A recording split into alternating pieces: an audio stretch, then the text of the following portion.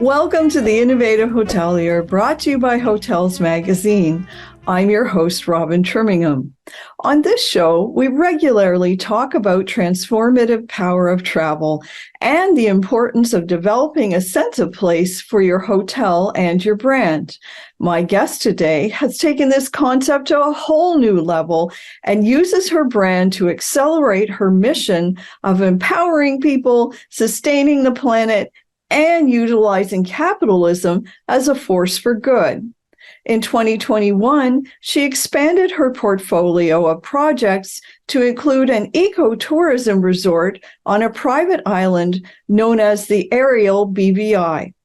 Join me now as I chat with the founder and CEO of the Ariel BVI, Britnie Turner, regarding the benefits of using the triple bottom line business model to provide a transformative travel experience that guests will crave, generate revenue, and ultimately benefit mankind and the planet. Join me now for my conversation with Britnie. FOH is a global food service and hospitality company that manufactures smart commercial-grade solutions.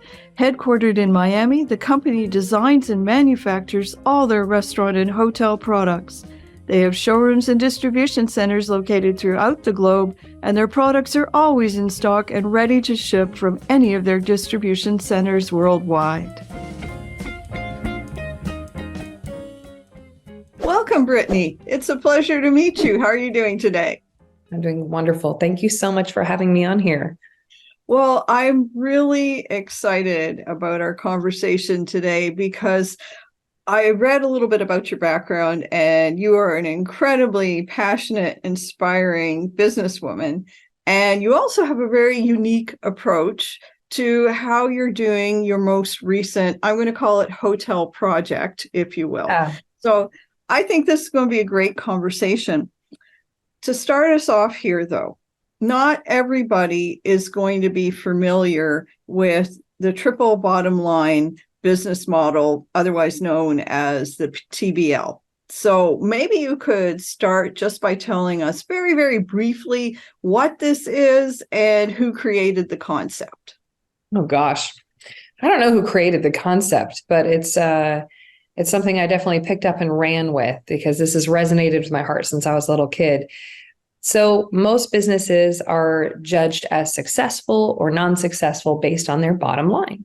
And so a triple bottom line company bases their success on their effect of people, their effect on the planet, and profitability, not just profitability alone. So if we're profitable, but we destroy the earth in the process, then we can look at ourselves and say, we are not successful. Or if we hurt people to get ahead, we are not successful. And so I've come up with lots of different methods and ways to be able to catch, making sure profitability is never the primary focus, and or we don't tank our company. We can't help anybody if we're only strong in one area. And so to be a true triple bottom line company, you've got to have those policies and procedures in place to be able to monitor yourself as well as judge your success. You know, I couldn't agree with you more, because really financially, this should be the byproduct of doing amazing things and developing amazing people. So you're speaking to the converted here. I think this is going to be a very interesting conversation. So you recently launched a luxury private island hotel concept utilizing this model. So why, in your opinion, is this the best business model for a hotel project? You know, I can't say it's the general ideal model. I can say it's our ideal model. And that's because of who we are. You know, there's so much that went into this project that it blows their minds when they get there and they start peeling back layers on layers on layers. And for me, it's been layers of impact, not just, oh, well, it looks good on the front. You peel back and what are they really funding with the money? And so for me, I have wanted to help stop sex trafficking since I was 12 years old. And that has been my biggest cause. And the way that I found to do that, it's such a big problem all over the world that it takes multiple approaches. And so one of the ways to help is to give people better opportunities. So to boost the economy.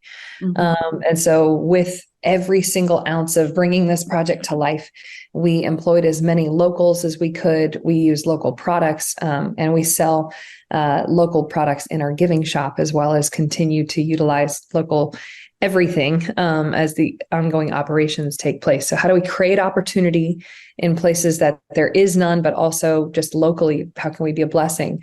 So that's one. And the other one is to really wake people up to the fact that you can really make a difference in the world. And one of our main concepts on the island is it's not a place to go get away from it all. It's a place to get away from it all but that one thing. And that's about finding yourself. So many people just want to escape. And we want to help you have a life that you don't want to escape from, that you want to constantly be elevating. And that's why our tagline is heal, elevate, transform. That's what you go there to do. It's not a place you're just going to go get trashed and booty dance. We have a lot of fun on the island, but the point is for you to heal, elevate, and transform your life. And that is really something I found is critical, because I've been going on different missions since I was 12 years old that are now pretty high profile rescue missions with our nonprofit. And the biggest thing I see is how big the need is, but how easy sometimes it is to solve it and to help people in a dignified way, help pull people up and give them these opportunities. And so when people have resources and means, anybody listening to this, I know has that. If you just start to align your life with that calling, the thing that you care so deeply about, it's unbelievable the impact you can make if you stop self-sabotaging. And so there's so much mindset work, there's so much body work, there's so much spirit work that we just have ingrained into everything from the food to the activities on island, that you can't help but become the best version of yourself while you're there. And that's one of the best ways I've found to actually wipe out the issues in the world, is to, again, wake people up to the powerful person they already are. That's really interesting, because I completely agree with you. It's amazing, particularly in this age and time, how many people have sort of lost touch with what I'm going to call their core mission in life. We're all born, I agree, with a reason for being here, something that we can or need to achieve. And a lot of us sort of push that away, because that's not necessarily about our university education. That's not necessarily about making money. That's not necessarily going to give you a huge job title. But I really like that everything you're doing is really about getting back in touch with all of that and then figuring out how to actualize it. So your brand, your mission is empowering people, sustaining the planet, and utilizing capitalism as a force for good. So those are obviously very lofty goals. How are you using the private island to make travel a truly transformative experience for people to start really tapping into this core mission, and then, more importantly, actualizing bits of it? Great question, because it's not been an easy, we just do these three things. We've figured this out. I don't have anybody to copy. I wish I did, but it's honestly kind of a weird concept. How are you going to use an island to change the world? And so again, being very intentional with the activities, being incredibly intentional with the food. Once you've felt how good you feel eating the way that you do on the island, you can't go back. You didn't even realize how bad you felt before until you felt this good. And if I had a cookbook, it would be called Healthy Food Doesn't Have to Suck. Yeah. It really would. I've never liked healthy food growing up. It was like bunny food or dirt. And I'm like, have you tried this? You can't tell me this is good. And so what we've done is I was the perfect candidate because I didn't just love bunny food. How can you make vitamins and freshness taste so ridiculously fire that you can't not be interested in it? So we've woken a lot of people up in their health journeys. And because again, you are stuck in this vessel. If this doesn't feel good, it's really hard to care about other people when you're sick and barely making it. It's really hard to care about the problems of the world if you are, unable to get out of bed or riddled with disease. And so we start there, very, very particular about the way we source our food. We have very little meat, but we don't talk about that very much because you don't notice it when you're on island. That's the thing is everything is so good. You don't notice what's not there. I've had on average, people lose between 5 and 7 pounds in 4 days. Interesting. 5 nights. That's the average. Our record is 27 pounds in 5 days. That person's pants were like falling off. I was a big person, but it was since coming to the island again, we do email out our recipes every single week. And we've had at least 12 people now lose over 100 pounds since they've been to the island. And we get fitness shots all the time. Again, people are just like excited and awake. So that's been an amazing starting point. But then the activities aren't drinking games. We're not serving you 10 shots the first dinner. We are, again, getting you out and connected to nature. And we do that by making it really beautiful and interesting and fun, not like we have to go. There's no have to. It's all get to. So we have more trails on island than any other island. We have a ranch called Indy's Redemption Ranch, where all the animals are rescues. I heard you have zebras. I do have, and they're rescues too. I love that. I'm not as eccentric as it would sound like with, she owns 4 zebras, but they were in a kill pen. And if I did not rescue them in the next 4 hours, they would have been sent to Texas where enough said. Yeah. They've got people that hunt them and think that they're real hunters. And that's just, anyway, very frustrating. So we get people out on the trails. We have a beautiful outdoor wooden gym.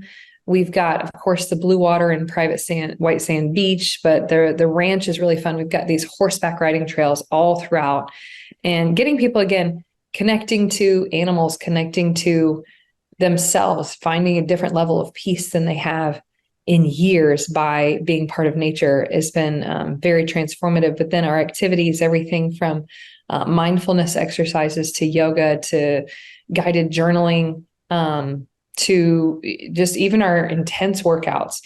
The thing is, we're not like dainty flower healing process. It's more like badass, I would say, because we want you to be a force for good. How can you be a force for good in the world? And it starts with healing yourself. It starts with dealing with your stuff so that you can be a better and more powerful vessel to help other people. And again, we've seen too much need in the world for us to only focus on ourselves. But one of the best ways that you can heal yourself is by serving others. Indeed. Yeah. Yeah, we've got really fun outlets if you want to give back locally while you're on island. We've got everything from turtle tagging to reef cleanups to mentoring kids in these different youth programs to being able to transport puppies back to wherever you came from the shelters and giving them great homes. We have really wonderful local outlets for you to give back while you're there. If not, we have different outlets for you to be able to connect with leaving the island. I love this concept of going to an island. I've lived for more than 30 years on an island. I'm in Bermuda. Wow. That's home base for me. That's cool. And it's 21 square miles in the middle of the Atlantic Ocean. And in time, what that teaches you is your island is a microcosm of the world at large. Yes. And every single itsy bitsy problem that you have, generally speaking, in the outside world, you have it on an island, but on a reduced scale. And thinking about your island in totality really has the capacity to help you see globally And I think that is really the game changer for a lot of people. They might be experts in their niche or very successful in their country, but I really think this transformative thing is about leading people to think globally, because once you do that, that changes everything for you. Let me ask you another question here. What would you say to other hoteliers who are listening? Why is this triple bottom line approach the ideal approach for generating revenue if you have a hotel type product? Because we got to attract their attention and then help them see what the rest of it is. Again, if you're only motivated by profit, then you're going to see a lag time, because a lot of this takes a lot more attention to and intentionality to be able to bring it to life. And you will have to make sacrifices in profitability to be able to put in these programs and initiatives.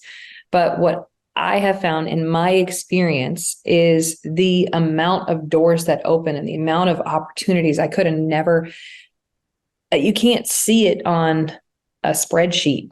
You're not going to see an ROI for doing these things on paper, but the kind of things that take place in your life for taking the time to put them in and for caring are doors you could have never forced open in a million years. Watching people come to the island and what they experience there and the change that they have take place in their life is like living in a movie. It's almost unreal. And the amount of people they go tell, because their experience is going to trump your opinion.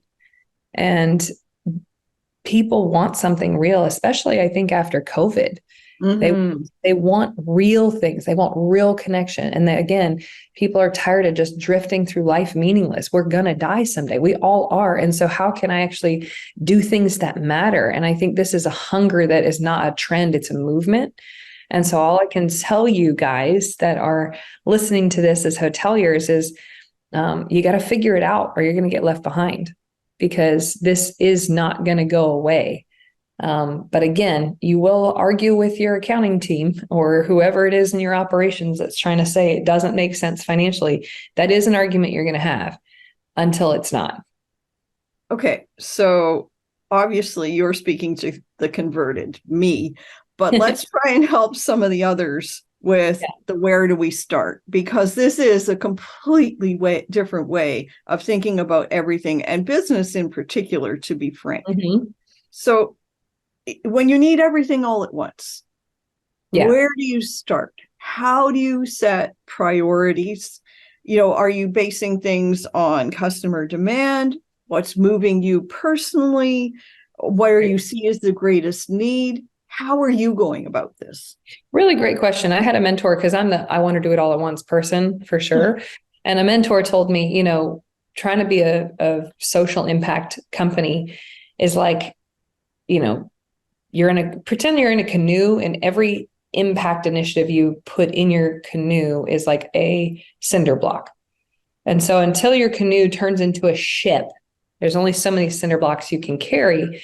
If not, it will sink your ship. And so tying your growth to the initiatives you want to continue to roll out, think about it in phases. So phase 1, we're going to focus on healing people. Phase 2 is going to be our green initiatives. Phase 3 is going to be the composting. Phase 4 is whatever, like however you feel like doing it. For me, I think that everybody has a specific grace on their life to be able to accomplish certain things. And I've got a really weird answer. It's not going to sound businessy, but I tell people to write their eulogy. Like write the eulogy. Oh, yeah. I really do. And the reason I say to do that is because you get all the How shit do you out of want to life. be remembered? Yeah. You get all the shit out of your life. I should do this. I should do that. What do you really care about? And then as the entrepreneur, you get to weave the values that you care about most into your company, into your organization, and make sure that it's authentic all the way through. You can't treat customers wonderful and be a jerk to your staff. How can we make sure that treating people really well is woven in the way that we treat our vendors, our customers, our staff, in front of the scenes, behind the scenes, all those things. So look at what matters most to you, and then start there on how can this hotel be a vehicle in which I can live these values. Because again, you're not going to be able to take anything with you. You're only going to be remembered for so long. And so really, to me, while we're here, what ripple effect am I creating that makes the world a better place overall? Because it's not even about Britnie Turner's legacy. It's about, again, 100 years from now, because I did these things, how is the world a better place? Because we will be forgotten. And that's comforting. Again, it sounds morbid, but it's a huge wake-up call for people to be able to recognize their impact in every single day moves, from purchases to operations. Yeah, I think it really gives you the opportunity to buy into the idea that everybody has a role to play.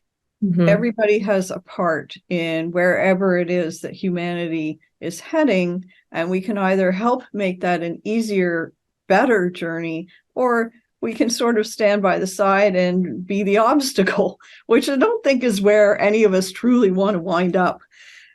One of the challenges that other hoteliers who try to emulate some of this are going to come across right away is, how are we measuring the ROI?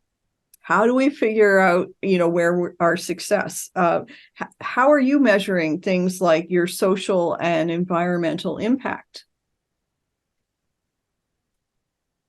Yeah, the only thing I can tell you is you're going to have to just track how many times people come back, or the kind of leads that you're getting from people who had a life-changing experience. That's probably the best way to do it. It's very hard to measure up front before you do it. Extremely hard to measure up front. But again, there's lots of islands out there. And I know what lots of people rent islands to go do.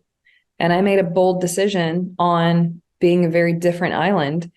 And again, being a force for good island versus just a place people can go do stuff in secret. And so why are you different? What makes you different? Is it because you have beautiful trees and another blue ocean? Or is it because people can, again, find something that shifts them for the rest of their course of their life? And again, they'll never forget that. So we've had people, our Elevate summits are right around $10,000 per person to come to. And we've had people come to 13 in a 15-month period. It's unreal how hungry people are when they have the opportunities to do these things. I've never had somebody not come back. I've never had people not tell everybody they know. And the kind of reviews that we get, we actually got frozen by TripAdvisor because they said these look fake because these are too glowing reviews. People don't talk like this about hotels. And we're like, no, for real. And so we got flagged and taken down for a little while because they're like, nobody talks about hotels like this. And so that's the kind of experience I have had, is the amount of return customers, the kind of things they say, the way that they brag. Even journalists that have come to the island, they're like, I personally changed. This is the most impactful thing I've ever done in my life. And so, you're going to have a hard time up front, but watch that hunger and how it spreads. Cause I know we're going to not just be number one, but stay number one in the Caribbean and hopefully the world, very quickly because of the way people interact with this island. I think you're in a very enviable position. And a lot of people hearing and seeing this are going to want to be you and do what you're doing. Give us a little advice here. You're talking about radically rethinking from the business perspective, your approach to things like resource consumption, waste generation, carbon emissions. What have your experiences of grappling with all of this taught you? It's hard to have a leadership team.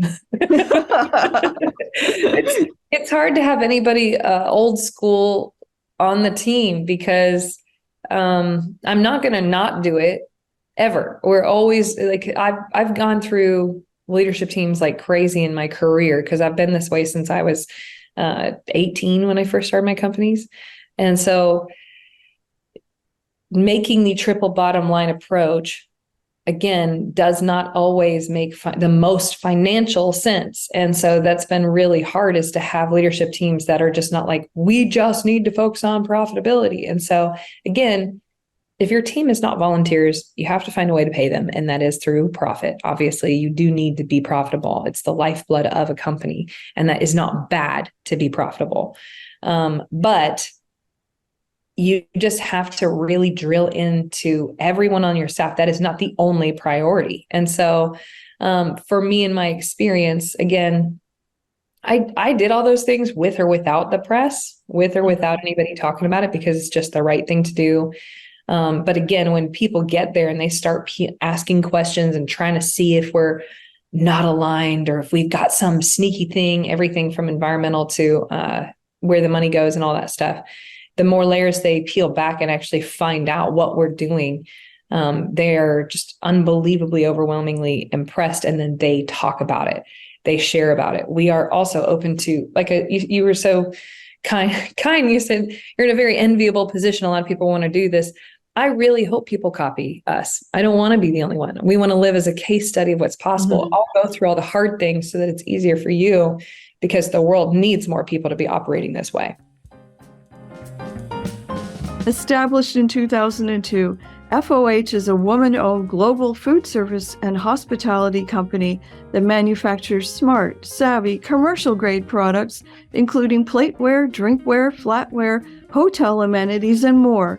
Driven by innovation, FOH is dedicated to delivering that wow experience that restaurants and hotels crave, all while maintaining a competitive price. All products are fully customizable, and many are also created using sustainable, eco-friendly materials such as straws and plates made from biodegradable paper and wood, and PBA-free drinkware. FOH has 2 established brands: Front of the House, focused on tabletop and buffet solutions, and Room 360, which offers hotel products. Check out their collections today at fohworldwide.com.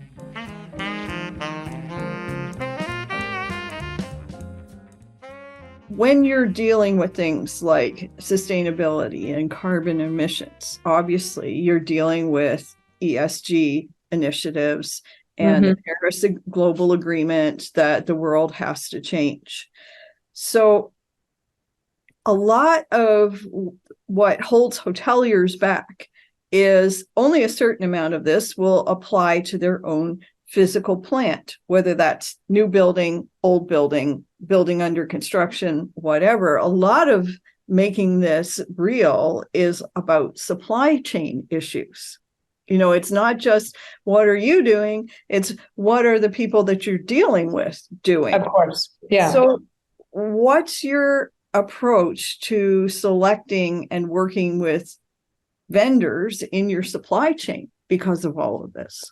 I'm insanely involved, honestly, like way too involved, especially on the front end and setting these things up. Like, I went and picked every single material out. I went to those countries and like looked at where they were sourced and how they were sourced, and not just their showrooms or online.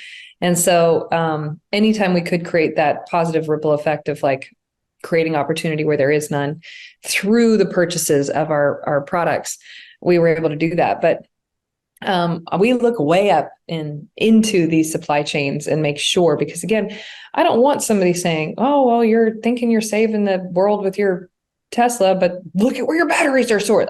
We can't do that. We're not doing that. So what we have done is personally gone to these locations. And then again, like I said, we don't have, I just really value life on every front. And that's why I don't have a lot of meat on an island. But if somebody special requests it, let's say they're doing a buyout of the whole island and they really want beef, then we get it from sources where they were truly happy cows and they were killed in a non-torturous way. And again, that's going to affect your life whether you think it is or not. It absolutely matters. And so if we're going to source those things that are not necessarily the values of the island, then how do we make sure that they're still sourced in accordance with the values of the island? And so that's how is really, I'm just insanely involved to make sure that those lines are established properly. And before we go switching vendors, there's a whole process for that. But we're very thorough to be able to make the kind of commitments that we make. And I think that if you're going to rethink everything, then you kind of have to do it from the ground up. Okay. The cynical people, they're going to be tempted to call this a social experiment or perhaps a startup because everything you're doing is so completely different. Yeah. How do you balance the need to achieve profitability so you can pay people, as you mentioned, with the complex social and environmental concerns that we've been discussing? The best way to do it is, like I said, the canoe to the ship. Like, you got to come out with, these are the most important things. This is what it costs us to do it. I'm not going to not pay my team and do these initiatives. You have to be able to do both, or you're a terrible person. So how can we start out with these 4? And then by the end of this year, if we're at this marker, we can add these 4 and then add these 4 and then add these 4. That's the best way to do it. And again, your leadership team matters. If you're ever getting pressure like, well, now we can just make more money, that is a piece of it, but we're always going to be adding these initiatives. There's so many more things I want to add to the island that, again, until phase 2, we don't get to build those things out. And so you just have to phase it. That's the answer. But yeah, is this a test? Heck yeah, it's a test. Everything in my life is a test. That's what I like about Tim Ferriss, the 4-Hour Workweek guy. He just lives his life as this giant experiment. And I approach everything that way because I don't know everything. Mm-hmm. And I don't have it perfect. And we're just learning. And can we share what we've found to work? Yes. Here's what I also know what doesn't work. And that's just a really healthy, I think, approach to life versus thinking I have the best way. Nobody has the best way because everything changes every day. And it's all about perspective. Listening to you, it seems to me what you're really advocating is very long range forward planning. Yes. And to have a big vision or a global vision, as I like to call it. Mm-hmm. You have personally an incredibly powerful, inspiring story that we really haven't talked about today because we're trying to, get the business-minded hoteliers to listen up. Since you adopted the TBL model, how are you using it to foster a culture of innovation within your whole company? So I started my business living in my car, and I was able to get this island almost 8 years later, which has been just an amazingly crazy ride. And for the cynical people listening, I've had the triple bottom line approach in my mindset and my actions every company I've started in every step of the way. And that's why I said, there's going to be doors that open and blessings that come you could never have fathomed or tried to attract, and you're not going to see on a spreadsheet. And that's been even how I got the island, was because I've had this mindset, because this island is very special and very different. It's called to do a lot of great things. The way that I foster the triple bottom line approach is, instead of looking at my staff as employees that need to just do this work or else they're fired, I'm constantly mentoring them. We don't tolerate bad behavior, but normally even bad behavior are people acting out for some reason. So I look at them as people that I get the opportunity to mentor. And I am so honored that they choose to spend their one chance in life working in an aerial company, which is just, again, I respect that because I respect time is your most valuable asset. So starting with that heart approach, my employees know I care about them. And then we share constantly the impact that we're having and why the food matters and the testimonials that come back from people. And we have these recap videos after the summits that we host. And we also host a program called Heal the Heroes on island 4 times a year. And that program specifically is struggling veterans or first responders that a lot of them don't want to be on Earth anymore. or struggling with addiction. And we help them find themselves, and they not only find themselves, but that's the beginning of their year-long program with my nonprofit. And the staff know that they're not just making a drink for a guest. They are making a meaningful difference because they are part of something bigger than themselves. And that's really where the name Ariel came from, is to keep that big picture in mind, remembering this is not just about you. You are part of some big, beautiful, divine picture that we don't even fully understand. And so how do you get to play part in that? And so even the name is a constant reminder. And so we find people who aren't just like, I need a job, but we find people who are super, super passionate creators. Like they were born to make superfood cocktails and mocktails. That is their passion. They love leading mindfulness exercises or healing spa treatments. They would do anything to work at that ranch because they know they get to rehabilitate animals that are then used for equine therapy. They're not just clock in, clock out workers. And so that's been huge for me, is like the hiring process itself is so intentional because they are the experience. I'm not the experience. The staff and the way they interact with people hosting these different activities are everything. And so the attitude matters a lot. And what's been fun is, this is something the hoteliers might be interested in too, is we've had such incredible humans come to the island. And I don't know if like guests know, if they got an attitude to my staff, they'd have to deal with me. But we have not had snobby jerks at all. We have had wonderful, deep, thankful, grateful people come in and out of there forever. And my staff that have worked other places are like, how are you doing this? And I said, honestly, I don't know, except for the way that we even speak about what we do here is just attracting wonderful people.